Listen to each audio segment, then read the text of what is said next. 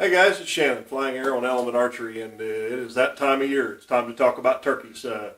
And yes, I'm sporting my Kansas gear. Unfortunately, they did not win the Final Four, but hey, congrats to Villanova, right?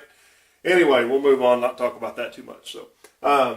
Anyway, let's talk about turkeys and let's talk about arrows for turkeys and setups and what works and what doesn't. There's always a lot of talk around big game season about whitetail, elk, mule deer, that type of thing. About what is a good arrow, what's a good broadhead. So let's just take a second and run through a couple of things about turkeys. Take a look at this. The first arrow I want to show you here is the Element Quake. Very good choice for turkey hunters. It is a standard .246 inside diameter arrow. It has, you'll notice that it has the cross weave pattern on it that Element is kind of known for. Very, very strong, durable arrow. Great choice for turkeys. And just above it here, I have the Element Tornado. Also a .246 inside diameter arrow. If you'll notice, it's more of a standard carbon, does not have the weave pattern on it. But both good choices for turkeys this spring. It doesn't matter if you want to shoot the Quake, which is a little heavier grains per inch than the Tornado, which is a little lighter GPI. Help out with front of center, which is on turkeys is not crucial. So, but both solid choices for spring turkeys. The Element Quake and the Element Tornado. Now let's talk about broadheads. The Pharmakon 100 grain broadhead by Flying Arrow Archery, new for 2018.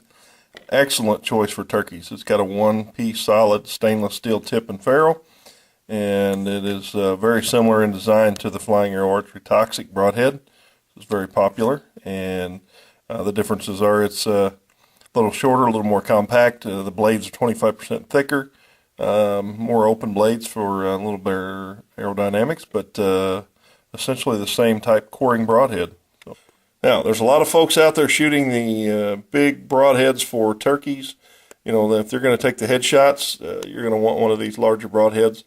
And I'm going to tell you, from my experience and some of the testing I've done, there's no better arrow built for the large diameter cut broadheads than the Element Typhoon. This happens to be a 300 spine.